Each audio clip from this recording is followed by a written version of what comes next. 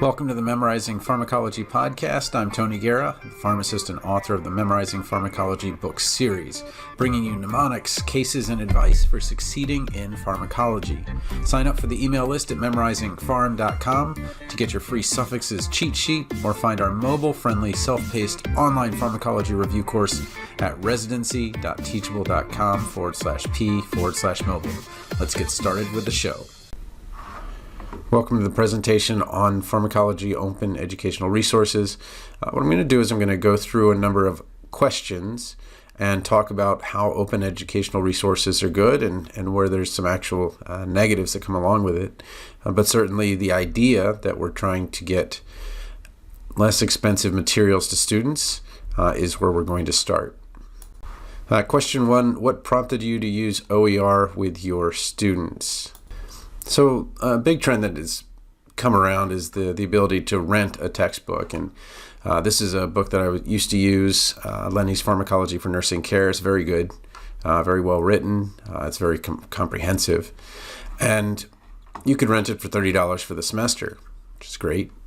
A very reasonable price. But you would have to pay probably about $110 to own the book. The issue with that is that when you are done with the course, you're not done with the need for the content. So although you'll have your notes and all of those things, when it comes to taking the actual exam, the NCLEX, the nursing licensing exam, you don't have access to this book anymore, and you would have to rent it again for $30. So having a book that is available after you're done with the course is really what made it so that I could do this. So in a course, and I'll show you that we use the OER for half the course and then some other textbooks for the other half of it. But having a reference that you can still get to afterward, that really was the driving force. So probably good that I show you the actual book.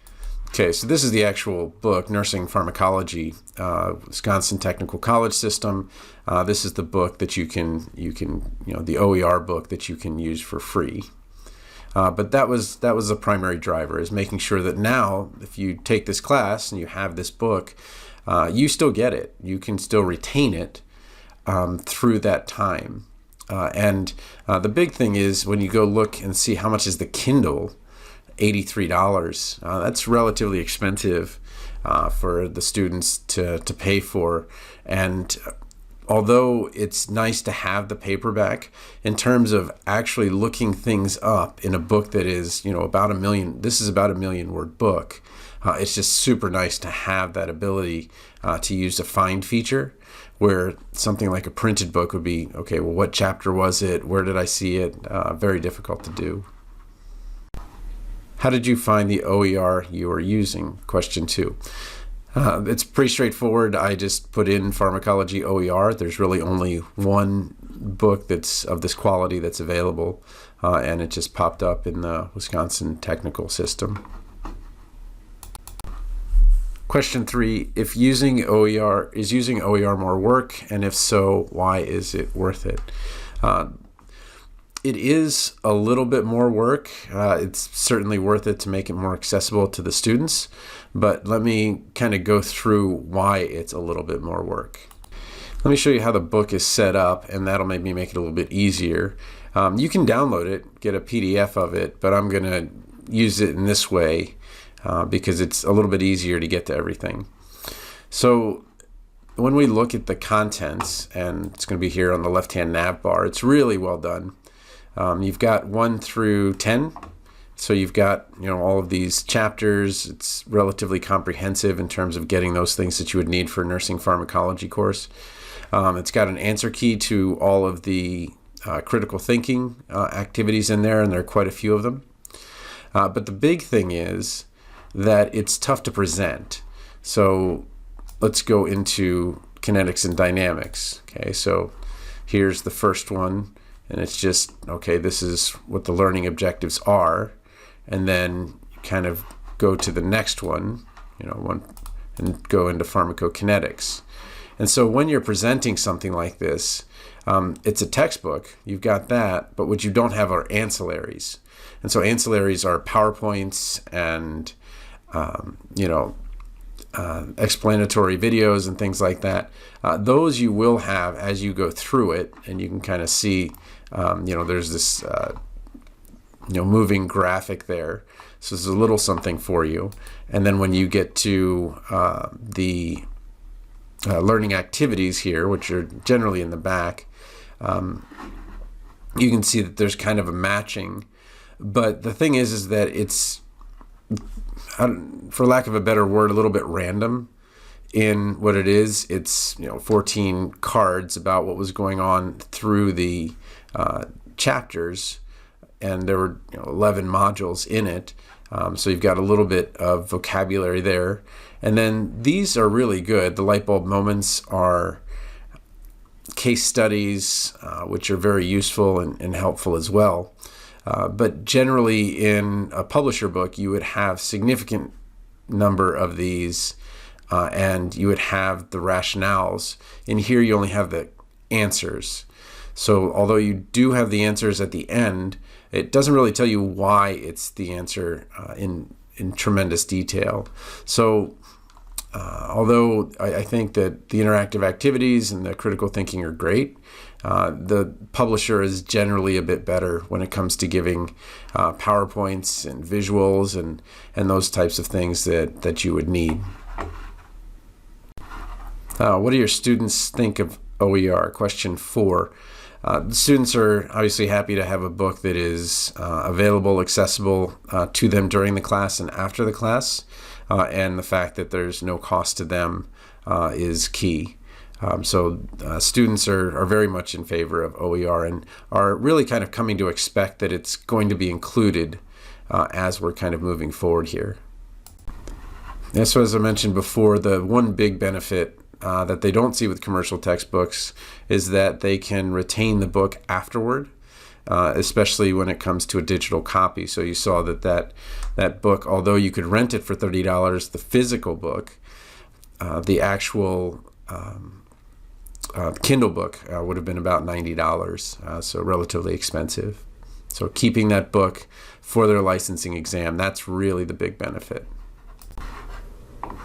Okay, question 6, does the OER allow you to update or change content if needed? I'm not aware of being able to change the content, but the bigger issue is that there's no point person. So with a publisher, I can contact the publisher and say, hey, this is what I would really want in the book. Maybe you have a different book that does this, but there's really no one that I can talk to. I know that it was done through a grant and there's a project, but not only can I not update it, but I'm catching errors from time to time. I don't know who to tell, and that's kind of a bit of a concern. So while my students, I can clear the error, let them know that it's there, I can't actually remove it from the document, and that's a concern. Question 7, what happens if a student needs to have a print copy of the OER? That's actually relatively straightforward. That is available to them, and I'll show you the breadcrumb trail here. So while you need a printed copy, if you wanted to print it, you could print the whole PDF and all the pages, but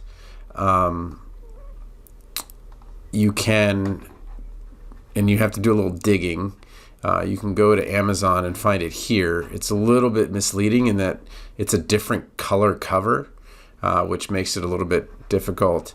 But OpenRN is the author, and then you can find that the book is the same. So there are a couple of copies of it, it looks like, but again, it's not the easiest thing to find.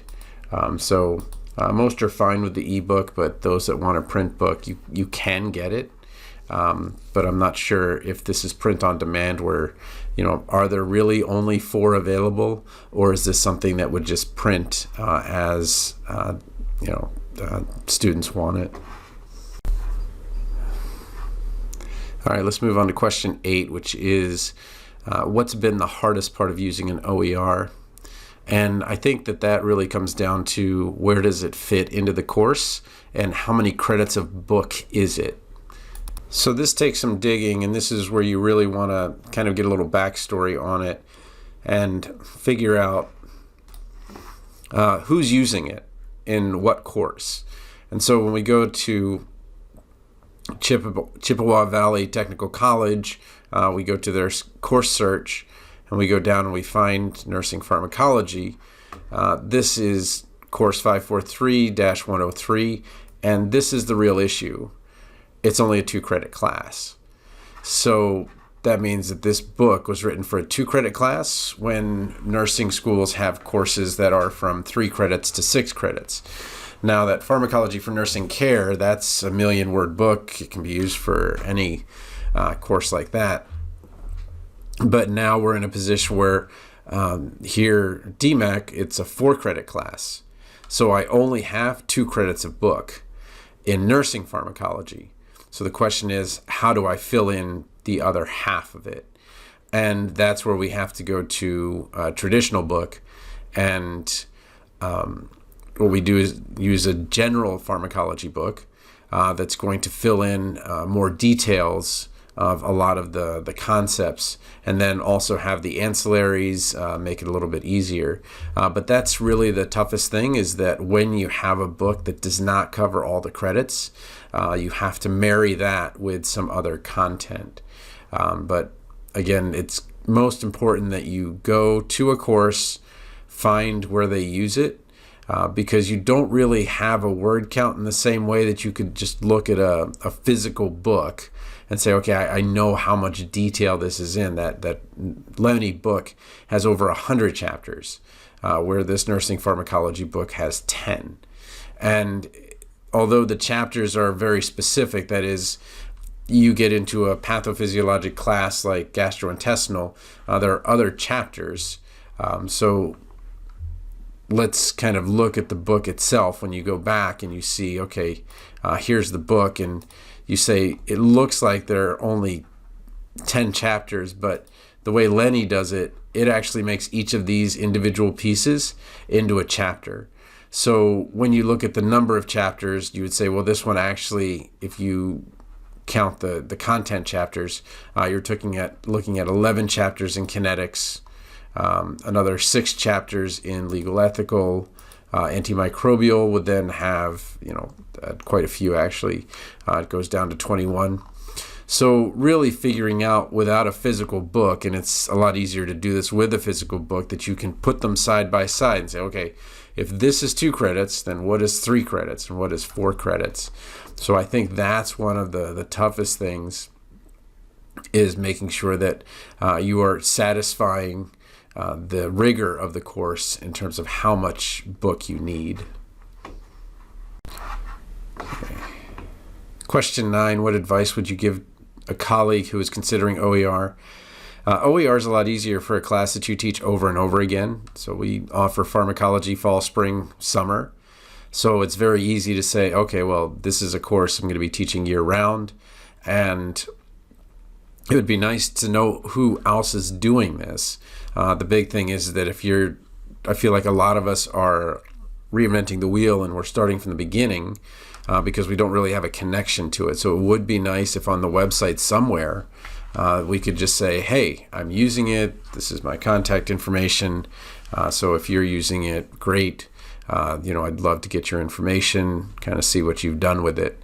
And I'll talk a little bit about one thing that I have done, which is create a podcast with the critical thinking activities and talking through them, giving them a lot more detail, fixing errors, and things like that.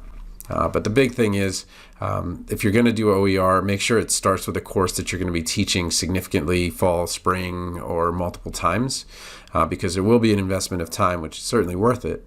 But that would definitely be the first step. Question 10, what is the one thing you know now that you wish you would have known before you got started with OER?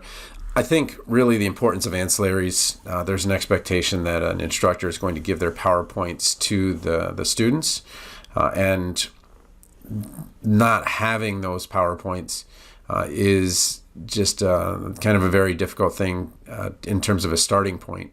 So I think it would have been good to get to a point where there would be like kind of a building semester where I could really think about, okay, well, what are the key pieces here that we would want to use?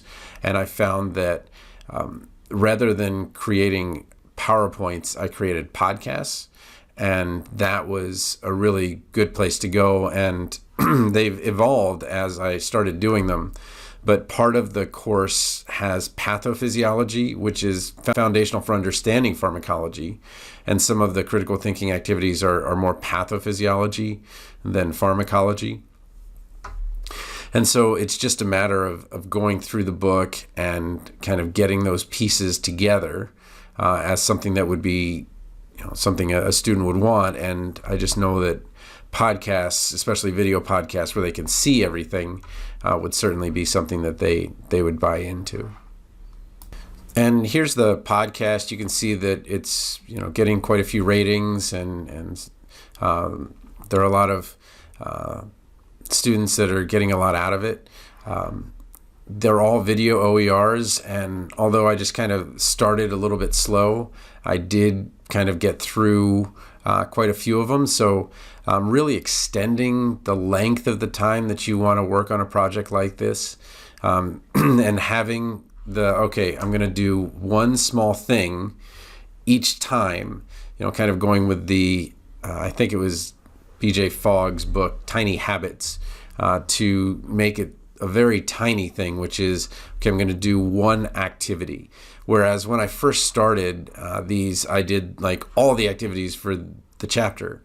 And then I found that students really prefer that you I want to go back to just something very small. And so some of these are tiny. So the antiarrhythmics mnemonic, so you can go through the 5 Vaughan classifications of the antiarrhythmics. That's 7 minutes. It's not very long at all. And then the cardiac interactive, also not very long. So I put that in there as well. And then just a single case study for congestive heart failure took about 17 minutes. So they can be extensive. And really you want to think about drive time when you're thinking about podcasts, so 15 to 20 minutes at most, so that if they do have a long commute, that's fine. They can listen to multiple episodes. But when you're talking about how long, it should be, if you're, putting the class upside down where you want them to listen to something and watch something first, then, you really want to keep to under that 20 minutes. So GI pharmacology, there were a number of case studies there as well. And having it on a podcast makes it a little bit easier. It's free to everybody, kind of sticking with the Creative Commons license and, and all that. Memorizing Pharmacology podcast, I started it with some things that I had done and kind of went into this OER to try to get through the book. A little behind with the episodes. Last one was just after Christmas, so hopefully I'll be able to get the next chapter in. But again, these podcasts have been well received, and it's just kind of being able to use the material and to make it your own. But again, when you talk about the amount of time it takes to do something like this, really thinking about, okay, can I do this in a year rather than can I try to get this done for this semester is really a much better timeline in terms of how to do this. Okay, question 11, will you continue using OER, and if so, why? So certainly for this course, I've put a lot of time into it, and I feel confident in the book, though again, each year that book gets more and more dated, and that's a real issue. So, who's going to update it? Is somebody going to update it? When are they going to update it? I don't really even know who to ask. But the other thing is that because I've used OER in Pharm, now we use OER in Chem, and we're finding that when you look at what the publisher is doing and what we would prefer from the publisher, those interactive activities and those platforms, we allow the publisher to do that part of it. And then for us, what we really want is, okay, is there a book that that's OER, and there's a couple in chemistry. So not only am I continuing to use OER in this, now introductory chemistry, I'm able to use OER for the students as an alternative to a very expensive print book. But we do use the publisher's ancillaries. So in terms of kind of a conclusion to all of this, I think OER, it does a good job of getting the textbook out there.